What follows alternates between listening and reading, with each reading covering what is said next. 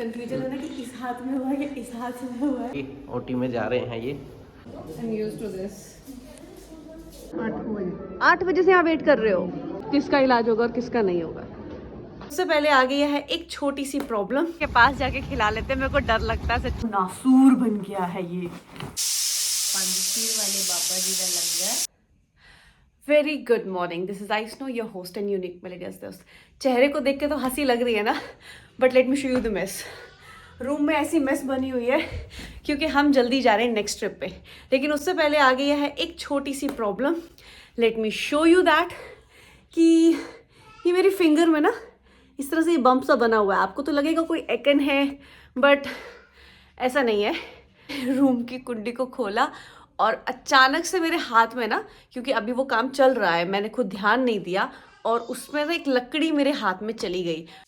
तो उस लकड़ी के हाथ में जाने की वजह से मुझे जाना पड़ रहा है आज डॉक्टर के पास, और वहां जाके क्या होना है वो वहीं जाके बताऊंगी। So let's go with us.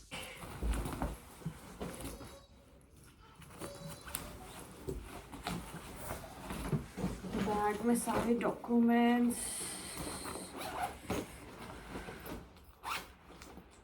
Purse yes, phone yes, उसके बाद पर्चीज यस। सो चलते हैं। सच बताएं, इसको मतलब कट लगेगा प्रॉपर और उसके बाद होगा इसका ट्रीटमेंट। मतलब इसमें जख्म नहीं आ रहा है, समझो नासूर बन गया है ये। सीटियां आ रही हैं बहुत सारी। मम्मी तुसी की कर दे पे हो? लंगर की तैयारी कर देते हैं। लंगर क्यों? पंचशील वाले बाबा जी का लंगर। अच्छा, ठंड बहुत है तो लंगर अपने घर पे ही बनेगा। तो सारी प्रिपरेशन इसकी मम्मा ने सुबह से उठ के कर ली और मुझे अब पता चला है 10 बजे।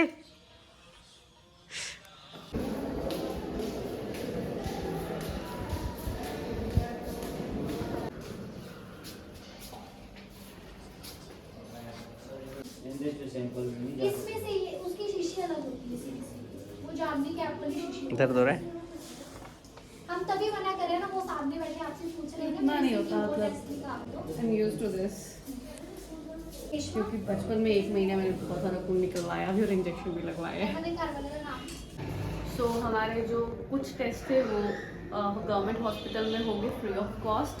ज़रूरी है ये सब चीज़ें बताना, बिकॉज गवर्नमेंट कितना कुछ कर रही है कि पता होना चाहिए। So, एक टेस्ट है CBC कहते हैं उसे, आई डोंट नो उसका मतलब क्या है। उसे हम करवाने के लिए यहाँ प्राइवेट वाली लैब है, हॉस्पिटल के अंदर ही है, बट यहाँ पे होगा ये। कितने रुपए लगे उस टेस्ट के? Just 64 rupees. मतलब वैसे अभी तो 64 रुपीज़ भी भारी है हमारे लिए, बट ऐसे नॉर्मल है 64। बट कल इसके टोटल के 400 रुपए लगने थे ये जितने टेस्ट हैं। हाँ, मतलब 1 2 3 4 5 6 टेस्ट। तो हमने बाकी सारे पैसे बचा लिए। मेरा प्रॉब्लम ये इतना सा है, लेकिन मैंने इतना सारा खून ऑलरेडी दे चुकी हूँ और इतना तो और जाएगा। और अभी इसमें पूरा कट लगने वाला है। हाँ, इसमें भी कट लग के जो ब्लड लॉस होगा थोड़ा सा, मतलब होगा वो भी।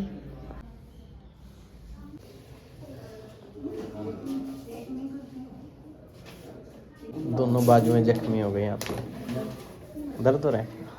उतना तो नहीं हो रहा है, और सर्दी के अंदर जो होना है वो थोड़ा ज़्यादा हो जाता है ना फिर। चलो अब वापस आएंगे हम 2:30 बजे के करीब रिपोर्ट्स को लेने। तब तक के लिए घर जाके रेस्ट करते हैं। Let's go. सो अभी हम पहुंच गए हैं गौशाला, क्योंकि हमें डालना है गैया को चारा। ये तो राइम बन गई। पर्ची यहाँ पे नहीं है। हाँ, कटवा लो पर्ची आप। सबसे पहले कटती होती है पर्ची कि आपको कितने का गौशाला में घास डालना है। सो सब लोगों ने कहा कि हम लोग सेफली वहाँ से वापस आ गए हैं जो इंसिडेंट हुआ था। तो हमने सोचा कि किसी बेजुबान को थोड़ा सा खिला देते हैं। हमारी खुशी तो ऐसे ही सेलिब्रेट होती है, तो अपनी खुशी सेलिब्रेट करने के लिए हम गौशाला में आए हैं। वैसे रोड पे भी गाय होती हैं, बट हमें रोड पे गाय दिखी नहीं, तो हमने सोचा कि गौशाला में जाके कर देते हैं।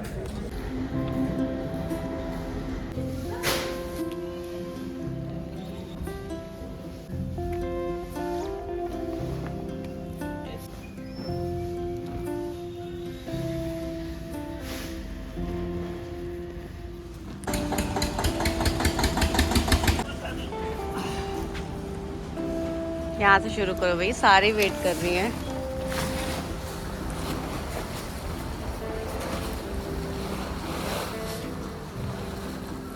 सारा तो सीखते ही खत्म करता।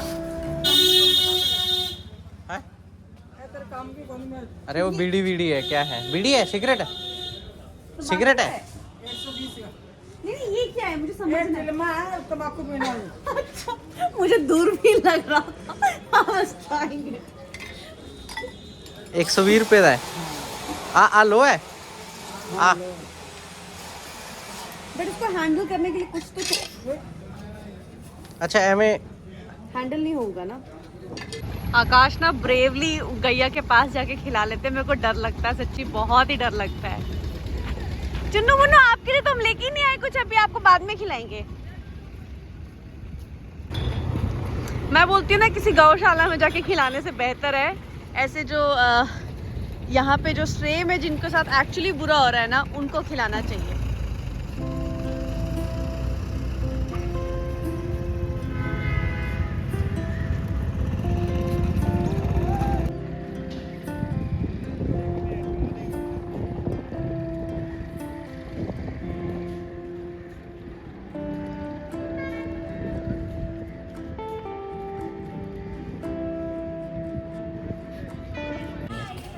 तो भाई मेरा काम कुछ नहीं हुआ। मैं सुबह से देखो, अब सच धज के मत इग्नोर कर देना, क्योंकि हम गए थे लंगर बांटने के लिए। मैंने बताया था ना सुबह लंगर बन रहा है घर पे।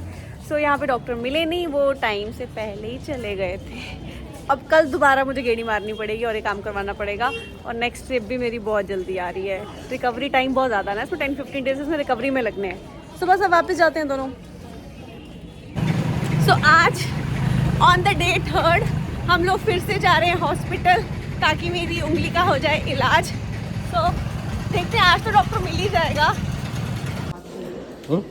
बड़े चक्कर लग गए इतनी सी बात के लिए। टाइम 11 बज चुके हैं, but no one is here, not even the assistant. And बाकी का आपको दिखाती हूँ मैं यहाँ पे 3 दिन से आ ही रही हूँ। मतलब पॉइंट इज़ कि कोई सुनने वाला नहीं है। लोग नहीं इतनी हिम्मत कर पाते हैं कि वो कंप्लेन बॉक्स पे जाएं, कंप्लेन करें, रजिस्टर करें कंप्लेन को।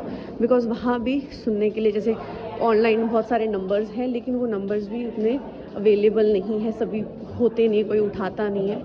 वो सब के लेकर डॉक्टर अवेलेबल नहीं है, वन थिंग एसएमओ भी अवेलेबल नहीं है सेम टाइम। 21 मिनट हो गए गवर्नमेंट हेल्पलाइन से बात करते हो, लेकिन अभी तक कंप्लेन नंबर नहीं मिला हमें। ये है सर्विस।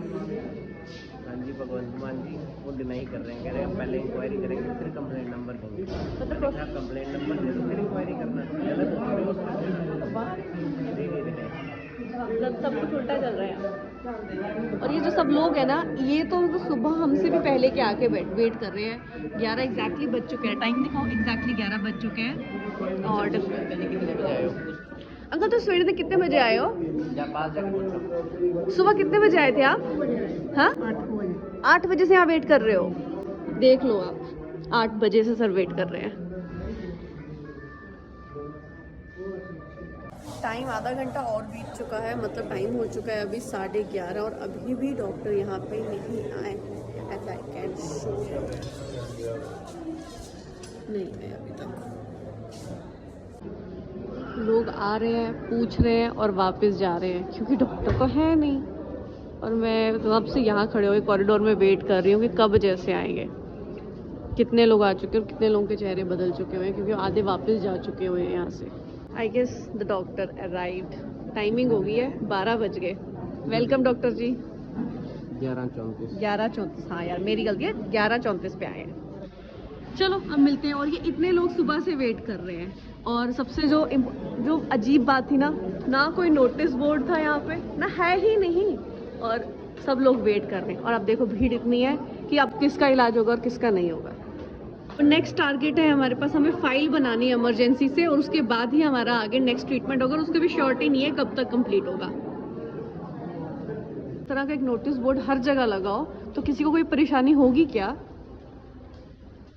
इमरजेंसी का कार्ड तो बन चुका है, डॉक्टर के पास जाएंगे और पूछेंगे कि कब तक हमारा जो ओटी में जाके कब तक हमारा सर्जरी होगा। डॉक्टर ने हमें अब भेजा हुआ है ओटी के लिए फर्स्ट फ्लोर में, जहाँ पे वो अभी आएंगे। उन्होंने कहा है कि मैं आ रहा हूँ। तो अभी टाइम हुआ है कितना एग्जैक्टली, फ़ोन पे देखना मुझे। अभी हुआ है 11:49। हाँ, लेट्स सी कब तक आते हैं। तो फाइनली हम ओटी में पहुँच चुके हुए हैं और डॉक्टर ने यहाँ इंटीमेट कर दिया हुआ है कि मैं आ रही हूँ, आई मीन सर्जरी के लिए। सो चलो अब थोड़ी चीज़ें प्रोसेस और लाइन में आ गई हैं। No good. अब आप सबको लग रहा होगा कि इस सब ड्रामे का मतलब क्या रीज़न है। इसका रीज़न सिर्फ इतना है कि अगर आपके पास कंज्यूमर आ रहा है, कंज्यूमर नहीं, नॉर्मल भाषा में बात करते हैं कि अगर आपका पेशेंट आपके पास आ रहा है, उसको नहीं पता कि आप इमरजेंसी में गए हो, आप किस सिचुएशन में हो। हर इंसान की सिचुएशन अलग अलग टाइम पे रह सकती है, ठीक है। हमें भी इमरजेंसी आती है, डॉक्टर को भी आ सकती है। After all he is also a family man. लेकिन वो बाहर एक नोटिस बोर्ड पे नोटिस तो लगा सकते हैं ना कि कोई अगर हम जैसा आए। पंजाब में किसी को अंग्रेजी आती हो या ना आती हो, पंजाबी हर बंदे को आती है, बच्चे बच्चे को आती है, बूढ़े से बूढ़े को आती है। तो पंजाबी में पढ़ सकता है ना वहाँ पे कि अगर कोई इमरजेंसी, डॉक्टर इतने बजे आएंगे। अगर आपको कोई इंटीमेशन ही नहीं मिला किसी चीज़ का, तो आप परेशान होंगे। लोग 8 बजे से आके बैठे हुए हैं। मेरे पास हिम्मत है कि मैं कंप्लेन कर सकती हूँ। बहुत सारे लोग हैं जिन्हें पता ही नहीं कि कंप्लेन भी कोई चीज़ होती है। तो ये उन लोगों के लिए एक हेल्प है हमारी तरफ से। ऐसा और कुछ नहीं है। मुझे कोई डॉक्टर से कुछ नहीं, मैं पहली बार आई हूँ यहाँ पे, हॉस्पिटल में पहली बार आई हूँ। मेरे को फर्स्ट टाइम इमरजेंसी पड़ी तो मैं आ गई यहाँ पे। मेरा केस ये है। बहुत छोटी सी चीज़ है, 2 दिन के बाद भी हो सकती है, लेकिन इम्पॉर्टेंस है टाइमिंग की। आगे वाले की टाइम की वैल्यू, हमारे टाइम की वैल्यू, इट्स जस्ट दैट। अब डॉक्टर आ रहे हैं और अभी ट्रीटमेंट करेंगे, बाकी प्रिपरेशन चल रही है। और हमें यहाँ वेटिंग रूम नहीं, यहाँ पे हॉल में वेट करवाया है।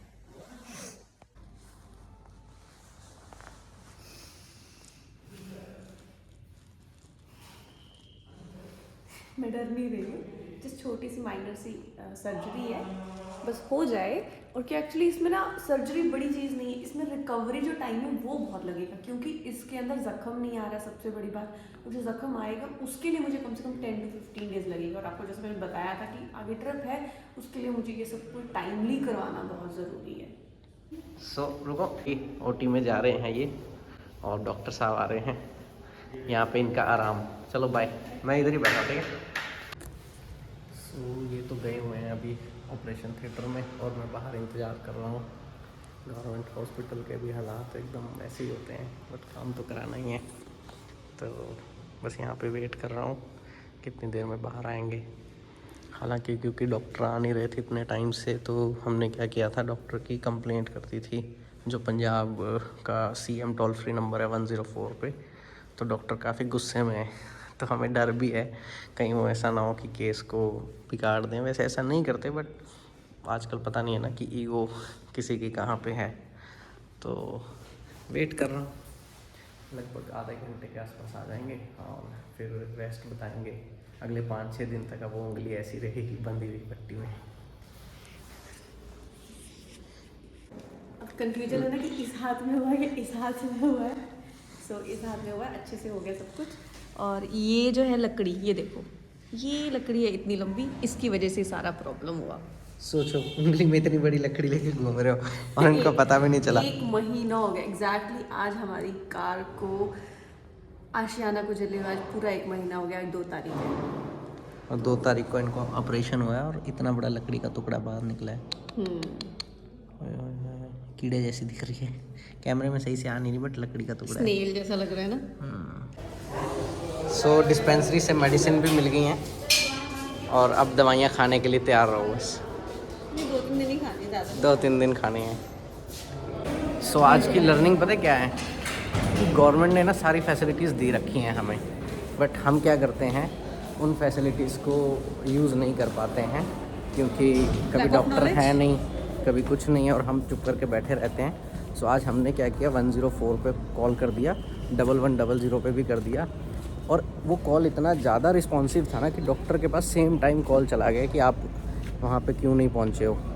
तो डॉक्टर आए और डॉक्टर का मुंह फुला हुआ था। हमें डर था कि कोई ऐसा ऑपरेशन में दिक्कत ना हो, बट हुई नहीं है। देखो सारी मेडिसिन भी हमें फ्री में मिली हैं। 60 रुपये की पर्ची कटी थी एमरजेंसी की, 150 रुपये की OT की, और 10 रुपये की पर्ची कटी थी डॉक्टर को दिखाने की। यही अगर हम प्राइवेट में कराते तो शायद 1,500 रुपये के आसपास का खर्चा इनिशियल होता, पट्टियों का अलग से होता बाद में, और ये अभी हमने फ्री में कराना है। सो आप उस फैसिलिटीज़ का पूरा यूज़ उठा सकते हो। बस आप जागरूक रहें और अपने आसपास लोगों को भी जागरूक करें। कोई प्रॉब्लम आए तो आप जो हेल्पलाइन नंबर है उस पर डेफिनेटली कांटेक्ट करें, तभी सॉल्यूशन इंस्टेंटली मिलेगा आपको। हम गवर्नमेंट की बात नहीं कर रहे हैं, बट सच में वो टोल फ्री नंबर आप ट्राई करके देखना, 104 मेडिकल हेल्पलाइन में एमरजेंसी में, वो लिटरली, बट आपके उसमें बाद में दम होना चाहिए। आप बोलो कि मैं कॉल डिस्कनेक्ट नहीं करूँगा जब तक आप सोल्यूशन नहीं देते हो, तो वो आपको इमीडिएटली सोल्यूशन देंगे।